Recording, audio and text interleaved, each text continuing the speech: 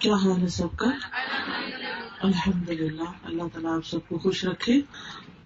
چلیے شروع کرتے ہیں. نحمده ونصلی علی رسولہ الکریم، اما بعد فاعوذ باللہ من الشیطان الرجیم. بسم اللہ الرحمن الرحیم.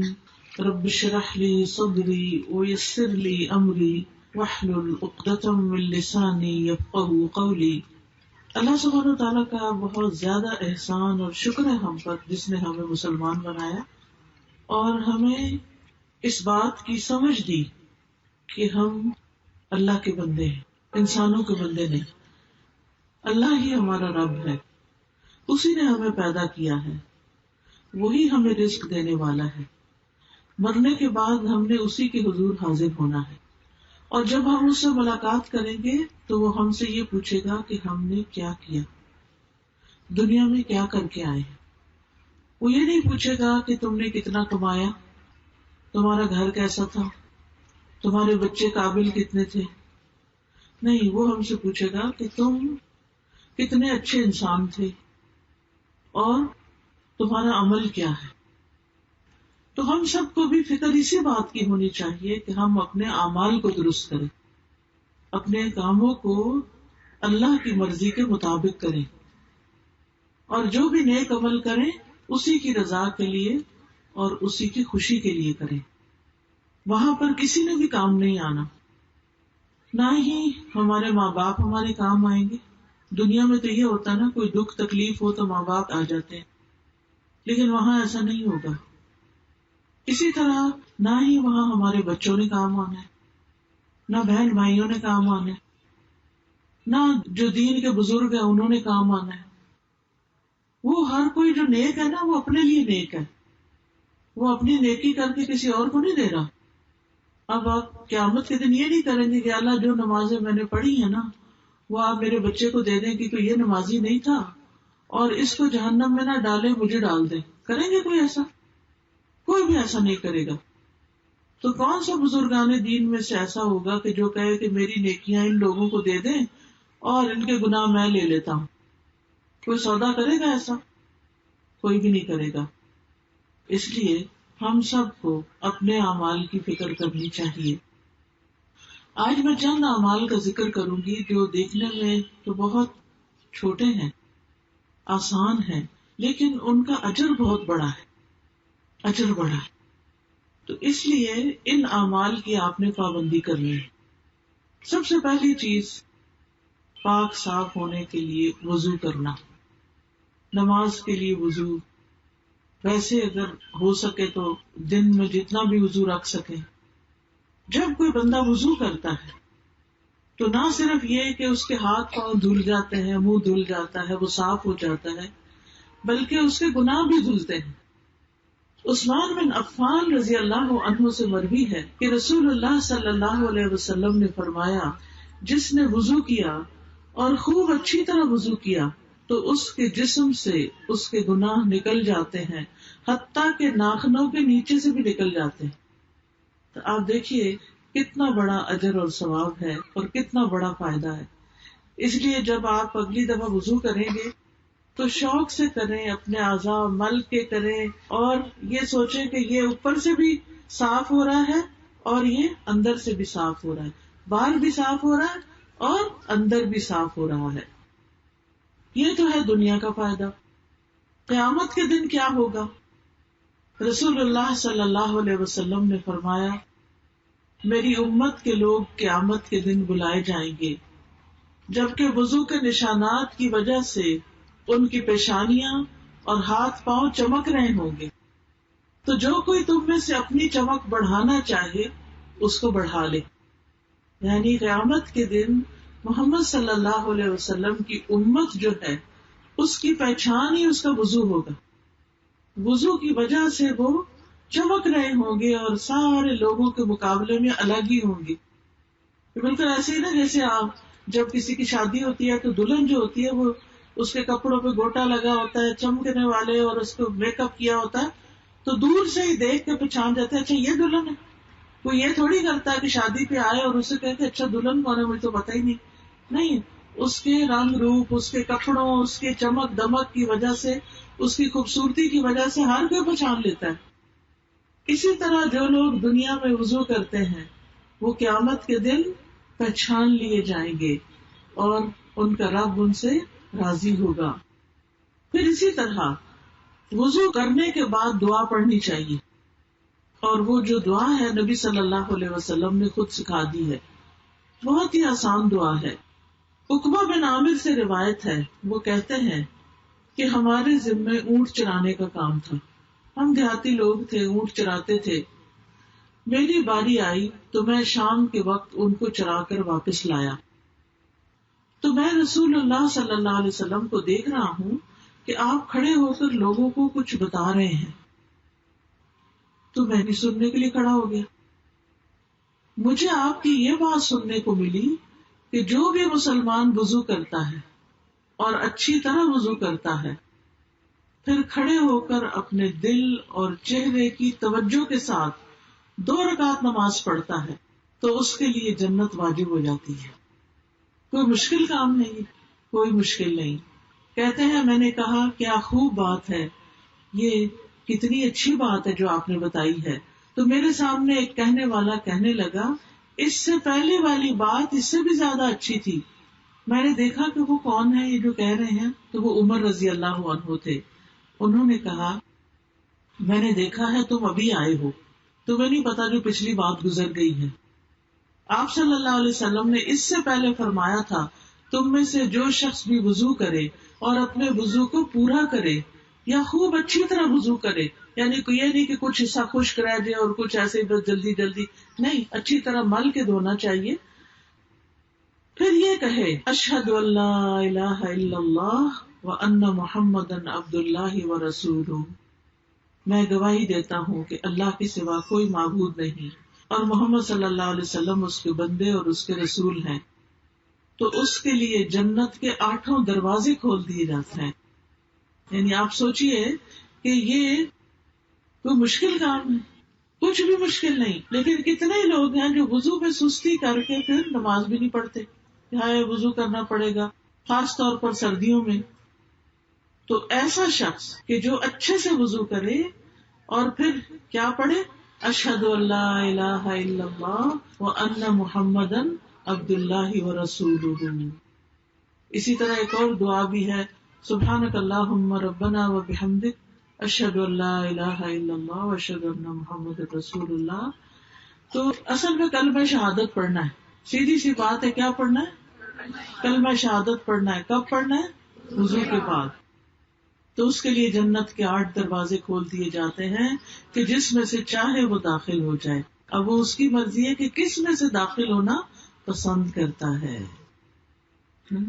تو پیاری بہنوں، اصل بات یہ ہے کہ ہم نیت کر لیں، ارادہ کر لیں کہ ہم نے وضو بھی کرنا ہے اور نماز بھی پڑھنی ہے اور اللہ کے ایک ہونے کی گواہی دینی ہے. یعنی وہی ہمارا الہ ہے، وہی ہمارا رب ہے، وہی ہمارا معبود ہے. اسی کی عبادت، اسی کے لیے نماز، اسی کے لیے روزہ، اسی کے لیے قربانی، اسی کے لیے ہمارا صدقہ خیرات، اسی کے لیے ہمارے سب کام. ہم کسی کے ساتھ بھی جو اچھا کرتے ہیں وہ سارے کا سارا اللہ کی خاطر کرتے ہیں، کسی پر احسان نہیں چڑھاتے. پھر اسی طرح یہ ہے ایک اور آسان عمل ہے جو ہم اپنے بچوں کو سکھا سکتے ہیں، وہ ہے اذان دینا. اذان سکھائیں اپنے بچوں کو.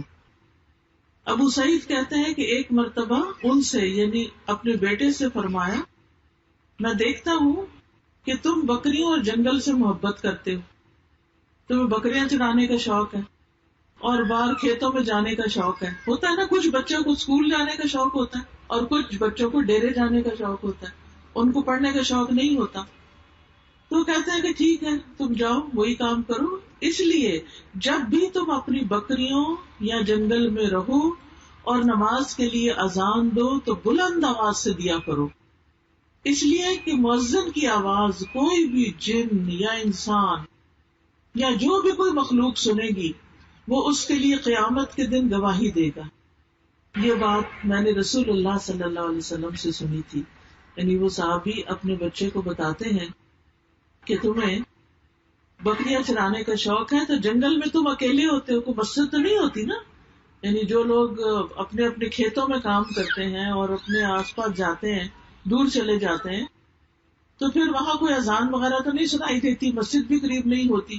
تو اگر اذان آتی ہو اور انسان بلند آواز سے اذان دے تو وہ اذان جو ہے وہ اس کے لیے کیا بن جائے گی؟ قیامت کے دن گواہیاں ہوگی اس بندے کی. ہر مخلوق کہے گی اس نے ہمیں اللہ کا نام سنایا تھا. تو اس لیے عورتیں تو نہیں اذان دیتی، نہ ہم نے خود دینی ہے، لیکن ہم اپنے بچوں کو سکھا سکتے ہیں. اگر آپ اسکول ٹیچر ہیں تو اسکول میں بچوں کے درمیان اذان کا مقابلہ کروائیں.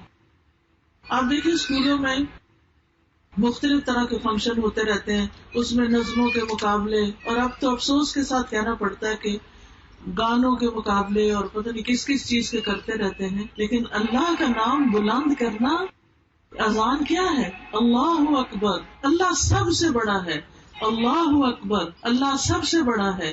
تو یہ اتنا بڑا اللہ کا نام بلند کرنا جو ہے یہ کوئی معمولی بات نہیں ہے. لیکن آپ دیکھیں کہ اب بچوں کو اذان بھی پوری نہیں آتی ہوتی، اور آیت الکرسی بھی نہیں آتی، اور دعائے قنوت بھی نہیں آتی.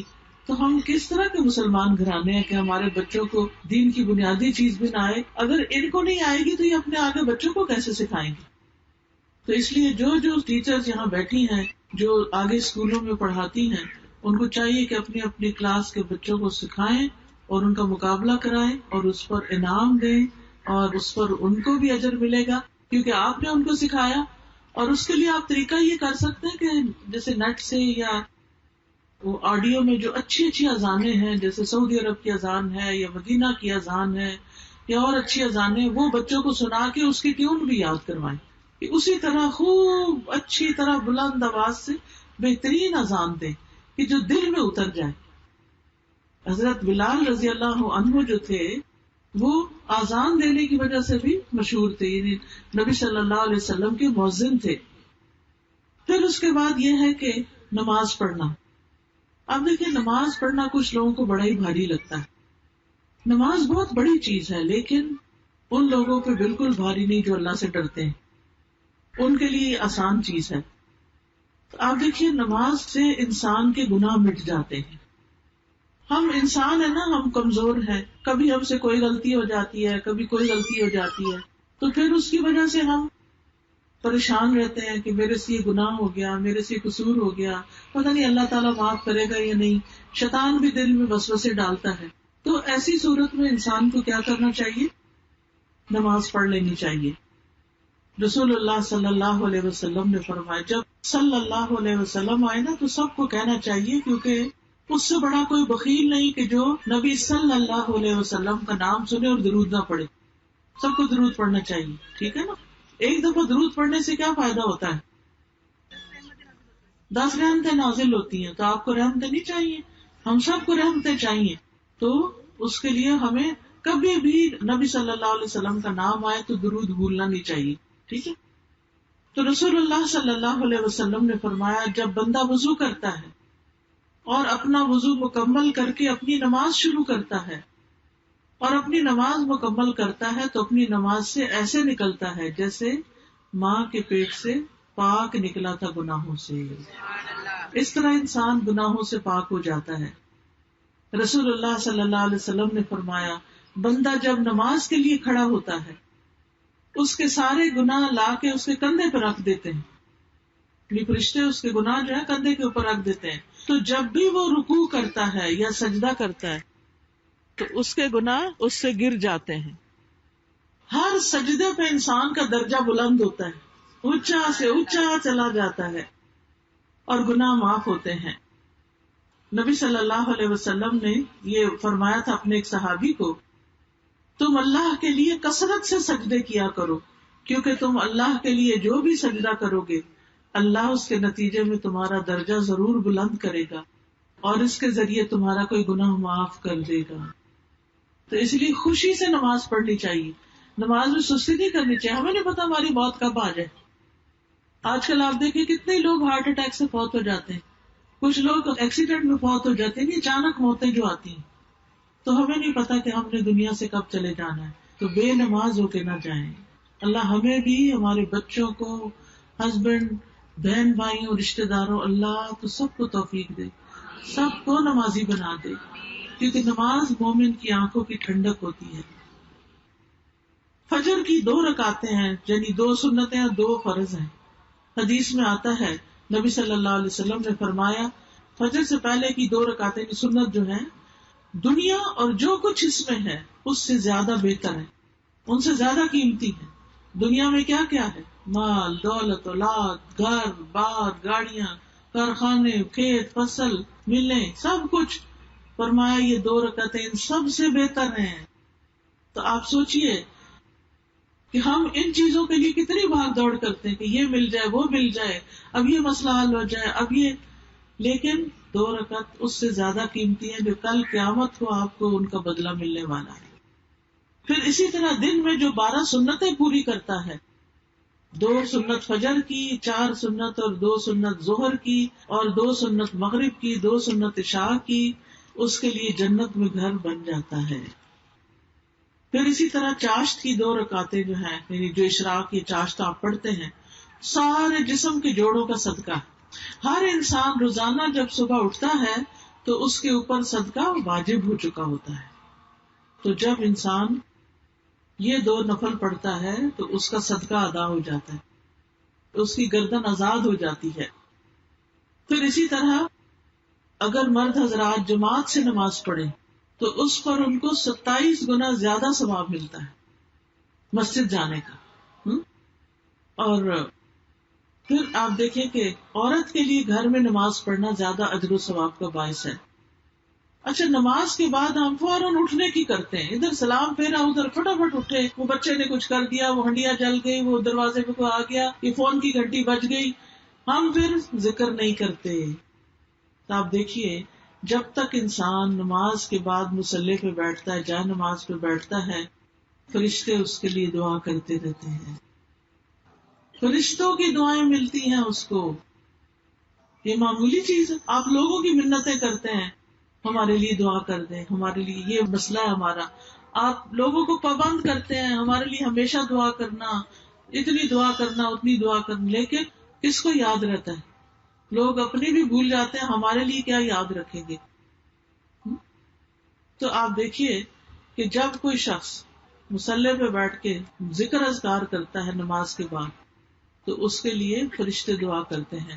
نبی صلی اللہ علیہ وسلم نے فرمایا جب تک تم اپنے مصلی پر جہاں تم نے نماز پڑھی تھی بیٹھے رہو اور ہوا خارج نہ کرو، یعنی وضو نہ ٹوٹے، تو فرشتے دعا کرتے رہتے ہیں، کہتے ہیں اے اللہ اس کو بخش دے، اے اللہ اس پر رحم فرما۔ تو کتنی بڑی بخشش کی بات ہے، کتنے بڑے اعزاز کی بات ہے۔ پھر اسی طرح جمعے کا دن جو ہے وہ بھی خاص دن ہوتا ہے جس میں جمعہ پڑھا جاتا ہے مردوں کے لیے۔ پھر نماز جنازہ بھی اسی طرح بہت بڑی نیکی کا کام ہے۔ نبی صلی اللہ علیہ وسلم نے فرمایا جو شخص جنازے میں شریک رہا یہاں تک کہ نماز جنازہ ادا کر لی گئی تو اس کے لیے 1 قرات ہے، اور جو جنازے میں شریک رہا یہاں تک کہ میت کو دفن کر دیا گیا اس کے لیے 2 قرات ہیں۔ پوچھا گیا 2 قرات کا کیا مطلب ہے کہ اتنا ثواب ملے گا؟ فرمایا 2 بڑے پہاڑوں کی طرح۔ جو کسی کے جنازے میں جاتا ہے اور پھر یعنی دفن تک شریک رہتا ہے تو اتنا بڑا اجر اس کو ملتا ہے۔ آپ سوچئے کہ ہمارے لیے کتنے بڑے موقع ہیں نیکیاں کمانے کے، لیکن ہم ان سے محروم رہ جاتے ہیں۔ تو اگر آپ اپنے بچوں کو کہیں گے کہ جاؤ تم بچے تم بھی جا کے جنازہ پڑھو، تو دیکھیں ایک تو دل نرم ہوتا ہے، دوسرا میت کے لیے دعا ہوتی ہے، اس کی بخشش ہوتی ہے۔ آج اگر ہم کسی کے لیے دعا کریں گے تو کل کوئی ہمارے لیے بھی کرے گا۔ دیکھیں نا، جو نیکی کرتا ہے کسی کے ساتھ احسان کرتا ہے تو اسی کے لیے پھر خیر کے دروازے کھلتے ہیں نا۔ یہ تو نہیں ہو سکتا کہ آپ کسی کے لیے کچھ بھی نہ کریں اور لوگ ہی سب کچھ آپ کے لیے کریں۔ کوئی بھی تعلق جو ہوتا ہے وہ 2 طرفہ ہوتا ہے، کر بھلا ہو بھلا، آپ بھلا کریں گے تو آپ کے ساتھ بھلا ہوگا۔ پھر اسی طرح ایک اور آسان نیک کام ہے، وہ ہے مسجد بنانا یا مسجد کی طرف جانا۔ ابو ہریرہ رضی اللہ عنہ سے مروی ہے کہ نبی صلی اللہ علیہ وسلم نے فرمایا 7 قسم کے آدمیوں کو اللہ تعالیٰ اس دن اپنے عرش کے سائے میں جگہ عطا کرے گا جس دن اللہ کے سائے کے سوا کوئی سایہ نہ ہوگا. ان میں سے ایک وہ آدمی جس کا دل مسجد میں اٹکا رہے، اس کو مسجد سے محبت ہو. یہ محبت آپ اپنے بچوں کے، مردوں کے دلوں میں پیدا کریں کہ دیکھیں قیامت کے دن جب سورج سوا نیزے پہ ہوگا، دھوپ ہی دھوپ ہوگی ہر طرف، ایسے لوگ جن کو مسجدوں سے محبت ہے ان کے اوپر سایہ آ جائے گا. آپ کہتے ہیں نا، ہم بچوں کو کہتے ہیں نماز پڑھو، وہ جاتے نہیں، مسجد نہیں جاتے، نماز نہیں پڑھتے، کیونکہ انہیں اس کا اجر و ثواب نہیں پتا. اگر ثواب پتا ہو اور اس پر ایمان بھی ہو، یقین بھی ہو، تو پھر کوئی وجہ نہیں کہ وہ نیکی کے کام دوڑ دوڑ کے نہ کریں. پھر اسی طرح مسجد جاتے ہوئے ہر قدم پہ ایک گناہ معاف ہوتا ہے، ہر قدم پہ نیکی لکھی جاتی ہے، چاہے وہ جائیں چاہے وہ واپس آئیں.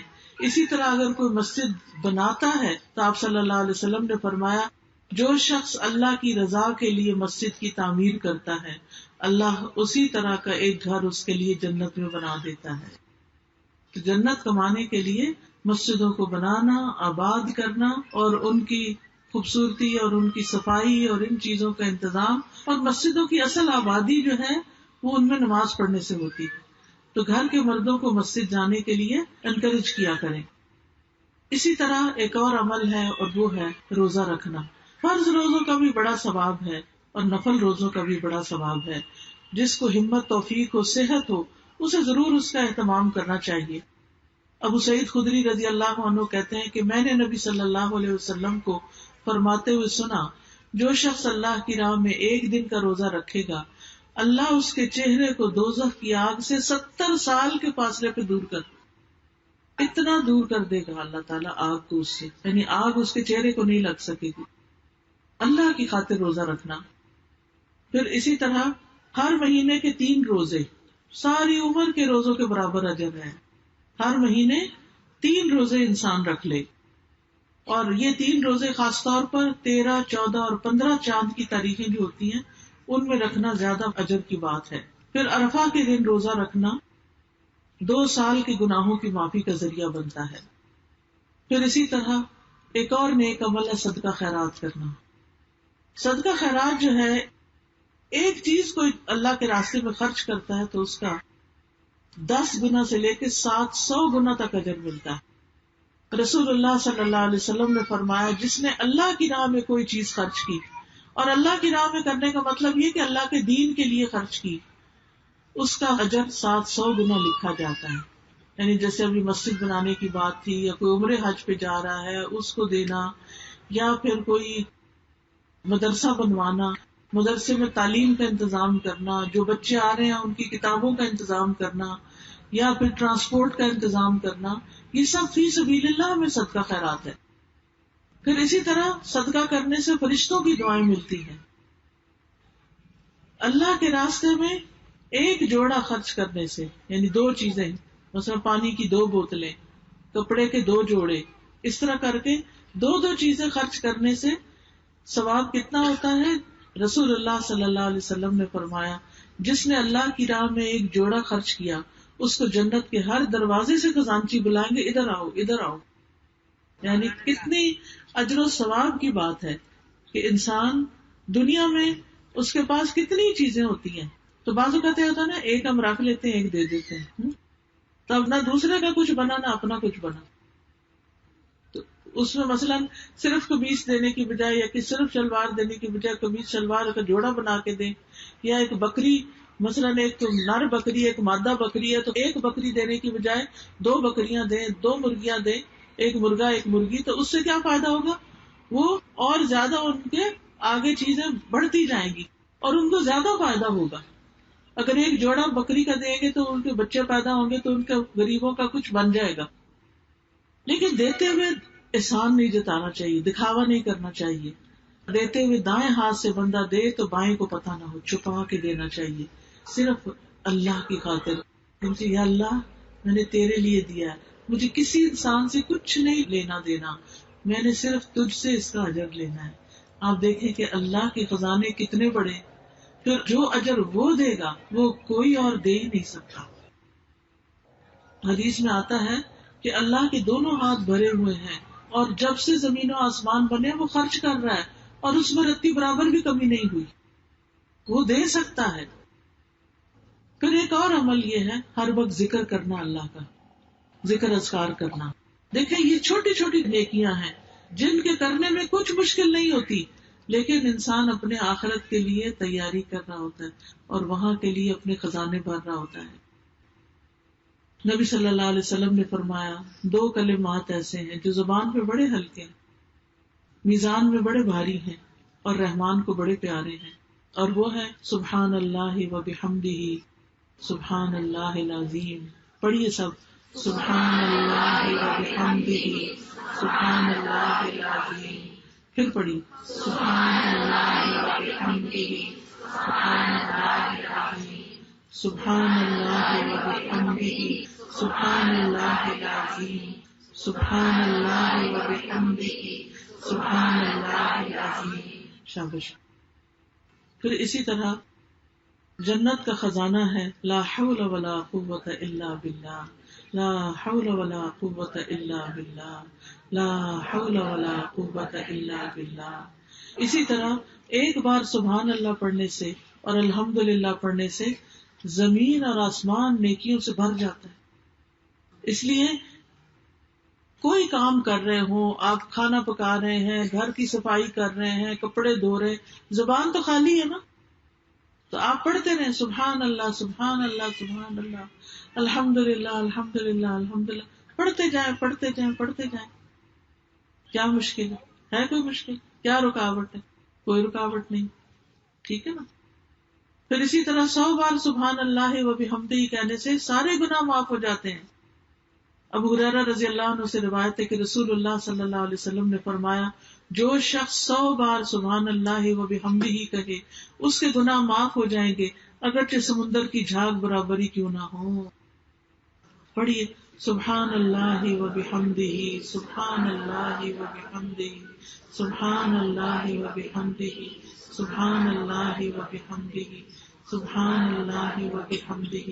اسی طرح جو بندہ 100 دفعہ یہ کلمہ پڑھے دن میں لا الہ الا اللہ وحدہ لا شریک لہ لہ الملک و لہ الحمد وہو علی کل شیء قدیر، تو اس کو 10 غلام آزاد کرنے کے برابر ثواب ملے گا.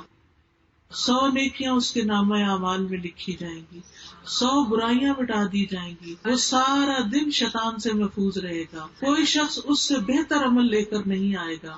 ہاں جو اس سے بھی زیادہ اس کو پڑھے اس کا عمل اور زیادہ ہے. پھر ایک بار درود شریف پڑھنے سے 10 رحمتیں ملتی، اور جمعے کے دن خاص طور پر زیادہ درود پڑھنا چاہیے.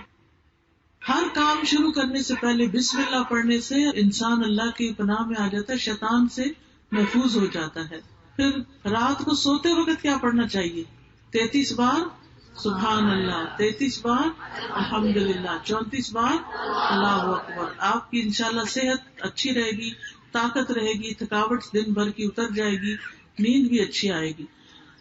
رات کو جب آنکھ کھلے تو اس وقت بھی پڑھے لا الہ الا اللہ وحدہ لا شریک لہ لہ الملک و لہ الحمد وہو علی کل شیء قدیر الحمدللہ وسبحان اللہ ولا الہ الا اللہ واللہ اکبر ولا حول ولا قوۃ الا باللہ. پھر نماز کے بعد تسبیحات پڑھنے سے گناہ معاف ہو جاتے ہیں.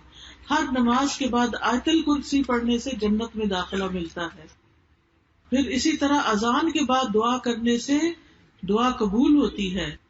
کھانا کھا کر دعا کرے انسان تو بھی بندے کے گناہ معاف ہوتے ہیں. تو ہمیں ذکر کرنا چاہیے. یہ ایک چھوٹا سا کارڈ ہے ذکر الہی، اس میں مختلف ذکر یہ جو میں نے آپ کو بتائے ہیں یہ لکھے ہوئے ہیں، اور یہ بھی بتایا ہے کہ مثلاً 1 منٹ میں آپ کتنی دفعہ پڑھ سکتے ہیں. تو بعض اوقات ایسا ہوتا ہے نا ہاتھ بندے بھی ہوتا نہیں گن سکتے، لیکن آپ ٹائم دیکھ سکتے ہیں اچھا 5 منٹ ہو گئے، اس کا مطلب میرا 100 پورا ہو گیا. پھر اگر کوئی بیمار ہے تو پوچھتے ہیں لوگ بیمار ہے کیا پڑھے، تو اس کے لیے یہ آیات شفا ہیں قرآن سے، نبی صلی اللہ علیہ وسلم نے جو بیماری کے نسخے بتائے ہیں. پھر گناہ جو ہوتے ہیں نا وہ ہمارے کاموں میں رکاوٹ ڈال دیتے ہیں، تو گناہوں کی معافی کے لیے یہ استغفار کا کارڈ ہے.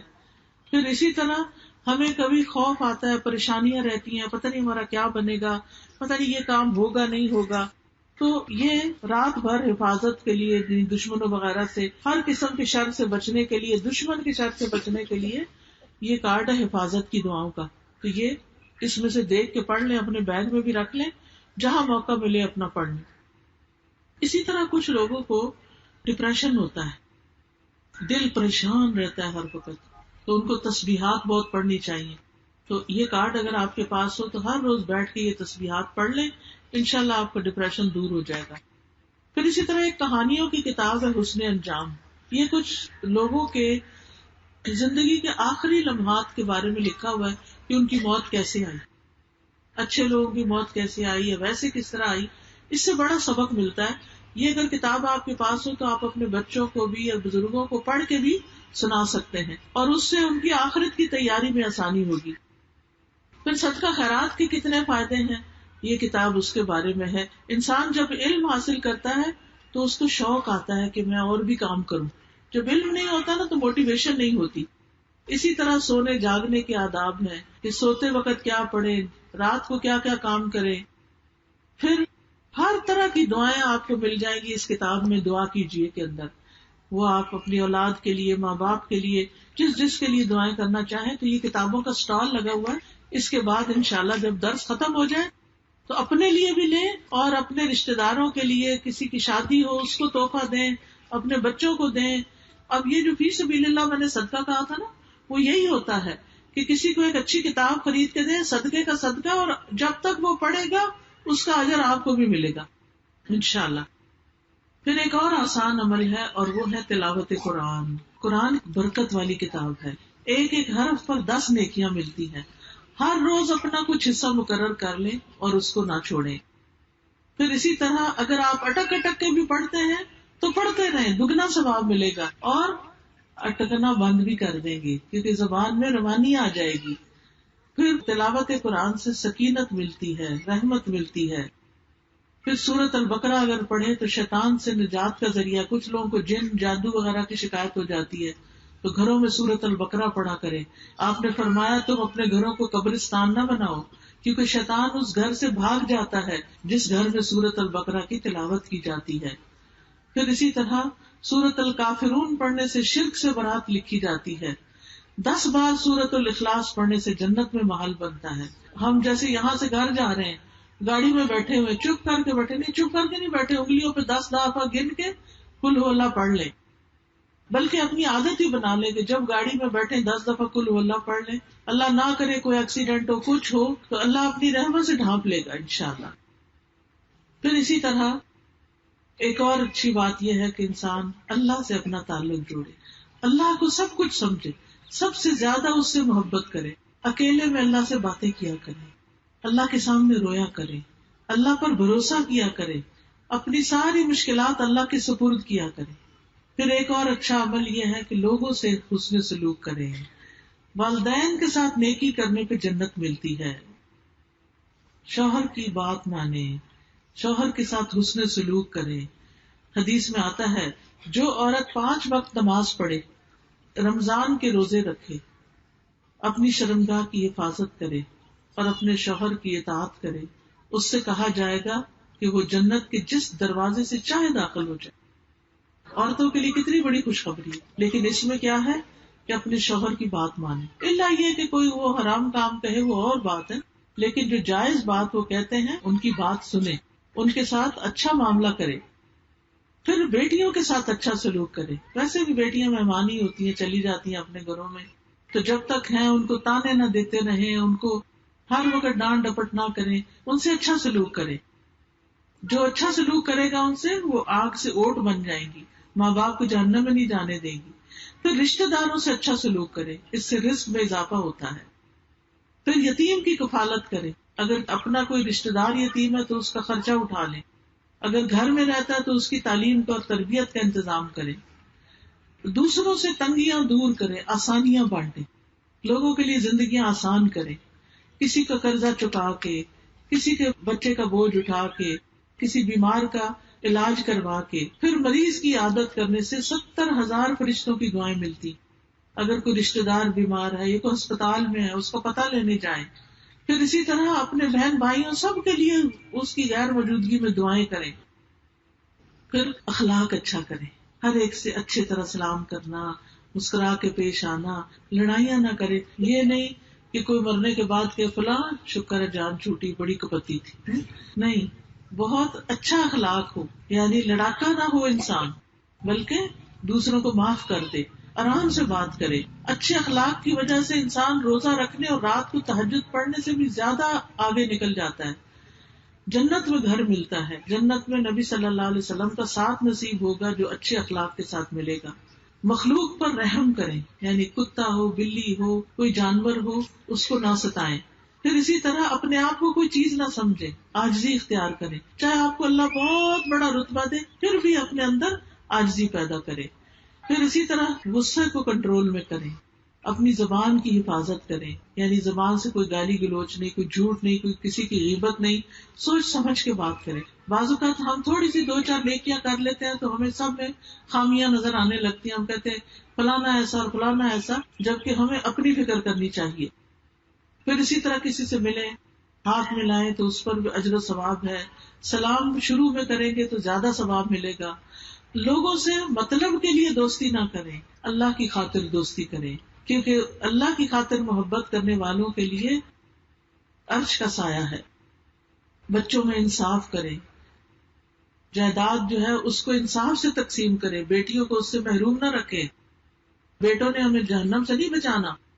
کوئی شخص ساری زندگی بھی نیک عمل کرے لیکن اگر وہ وراثت کی تقسیم میں ڈنڈی مارتا ہے تو اللہ کے یہاں سخت پکڑ ہوگی.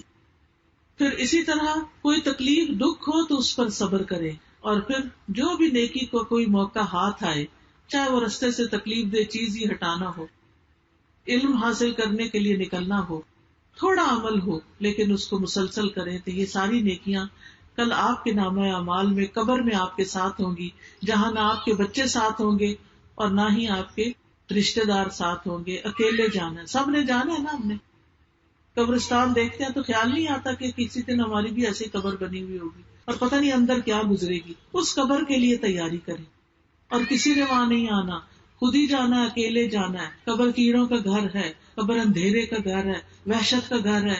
وہاں اعمال سے رونقیں ہوں گی، نیک اعمال اپنے ساتھ لے کر جائیں تو انشاءاللہ اللہ تعالیٰ بہترین مدد کرے گا. اللہ تعالیٰ ہمیں عمل کی توفیق عطا فرمائے اور ہم کسی کو بھی تکلیف، پریشانی اور دکھ دینے والے نہ ہوں. اس کے ساتھ ہی میں اپنا لیکچر ختم کرتی ہوں، لیکن یہ کہ اگر آپ کو کچھ کہنا ہے، کوئی بات کرنی ہے تو آپ اس وقت کر سکتے ہیں. کوئی سوال کرنا ہے تو کر سکتے ہیں، کیونکہ آپ کو پتا ہے کہ ہم رحیم یاد خان سے اس وقت آئے ہیں اور ہم نے واپس بھی جانا ہے، کچھ اور کام بھی ہے، تو میں ایک ایک سے تو مل نہیں سکتی، مجھے یہاں سے پھر فوراً نکلنا ہوگا. اس وقت آپ کے پاس موقع ہے، جو آپ کے دل میں بات ہے آپ مجھ سے کر سکتے ہیں. اب آپ کا ٹائم ہے، ٹھیک. لیکن جب میں نکلنے لگوں تو مجھے راستے میں نہیں روکنا. وعلیکم السلام. جائز نہیں ہے، نہ وہ نہیں جائز. ہاں جی، گھر کی جائیداد میں بھی ہوتا ہے، فصلوں میں بھی ہوتا ہے، کانٹا زیور اس میں بھی ہوتا ہے. میت جو کچھ چھوڑ کے جاتی ہے اس سب میں ساری اولاد کا حصہ ہوتا ہے. ٹھیک ہے، ہاں جی. اس کو جیسے قرآن نے بتایا ہے جتنا حصہ، یعنی ایک لڑکے کو 2 لڑکیوں کے برابر حصہ ملے گا تو اس کے مطابق اس کو تقسیم کرنا چاہیے. جی، اور کوئی بات پوچھیے. ہاں جی، ہاں جی، فرمائیے. جائیداد میرے باپ کے نام سے کمائی میرے بھائیوں دی ہے، میرا حق ہے یا نہیں؟ جائیداد باپ کی تھی نا، اس میں آپ کا حق ہے. اب اگر بھائی اس میں کام کرتے ہیں تو وہ اپنے حصے کا حق لے سکتے ہیں، آپ کا نہیں لے سکتے. نام تو باپ پہ ہے. نہیں، باپ زندہ ہے، حیات ہے، بہت ہو گئے نا، تو اس کے بعد آپ کو حصہ ملا ہے. ہاں جی، نام تو میرے ہے، کمائی تو میرے بھائیوں دی ہے، لیکن اس میں سے آدھا یا کچھ حصہ آپ کو نہیں دیتے. وہ تو کچھ نہیں کہہ سکتے. میں اپنے طور سے کہہ نہیں ہے، میرا حق بنتا ہے. بالکل بنتا ہے، بالکل. چاہے وہ کمائی کرتے نہیں تو وہ اس کمائی کا آدھا حصہ لے لیں، ٹھیک ہے نا. جس طرح باہر والے نو دئی دا کام کرن واسطے، اسی طرح وہ بھی لے لیں. جی، بھائیوں کی کمائی کی ہے جائیداد. بھائی اچھا، یعنی باپ نے خود نہیں کمائی تھی، بھائیوں نے باپ کو دی تھی، دے دی تھی. ہاں تو وہ پھر باپ کی ہو گئی نا، ہاں جی، تو پھر جب وہ تقسیم ہوگی تو اس میں حصہ آئے گا، کیونکہ وہ باپ کی ہو گئی تھی. ساتھ آندہ پیا بھی مینوں دینا چاہیے یا نہیں؟ لے لیں، کیونکہ آپ کا حصہ بنتا ہے، کیونکہ انہوں نے کما کے کہا تھا باپ کو یہ آپ کا ہے، یہ کہا تھا نا، ہاں جی، تو باپ کو دے دیا. اب جب باپ فوت ہوا تو پھر وہ اولاد میں تقسیم ہوگی. ہاں جی. ٹھیک، اوکے. اور کوئی؟ جی آپ فرمائیے. ہاں جی.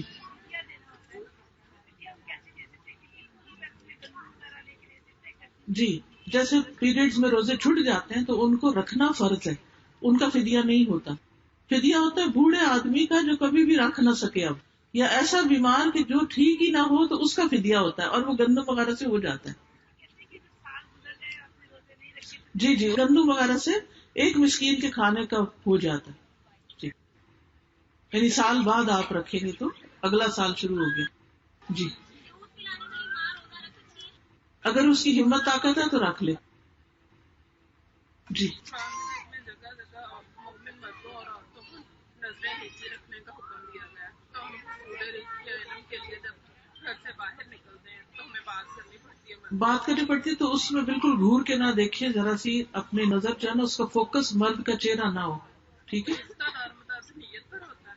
نیت بھی ٹھیک ہو، لیکن یہ ہے کہ انسان جس چیز کو دیکھنے سے منع کیا گیا کہ ٹکٹکی لگا کے نہ دیکھو، وہ دیکھے نہ، بار بار نہ دیکھے. تو اس میں ہمیں نقاب میں ہی رہنا چاہیے. جی، تاکہ دوسروں کے لیے فتنہ نہ بنے. اور زکوٰۃ اگر کسی نے نہ دی ہو پہلے تو وہ حساب کر کے تھوڑی تھوڑی کر کے پوری کر لے. وہ پھر نئی قیمت کے مطابق دینی چاہیے. نہیں، پرانی قیمت کے مطابق. اور عورت کا سطر کیا ہے؟ چہرہ اور ہاتھ نظر آتے رہے یا وہ کوئی کام؟ عورتوں کے سامنے عورت کا سطر کیا ہے؟ نہیں، سطر ایک ہوتا ہے حجاب جو مردوں سے ہوتا ہے، اور ایک ہوتا ہے سطر جو عورت کا عورت کے سامنے ہوتا ہے. ٹھیک ہے نا، تو عورت کا سطر جو ہے وہ بھی ناپ سے لے کر ادھر گھٹنوں تک ہے، لیکن یہ کہ جیسے دودھ پلانے کے لیے اگر تھوڑا بہت جسم ننگا ہوگا تو کوئی بات، مگر بلا وجہ بازوؤں کے بغیر کبھی سلیو لیس نہیں پہننی چاہیے، کیونکہ حیا کے منافی ہے. اور استخارے کا ذکر ہے کلام پاک؟ حدیث میں ذکر ہے استخارے کا، کارڈ بھی موجود ہے، اس میں پورا طریقہ لکھا ہوا ہے.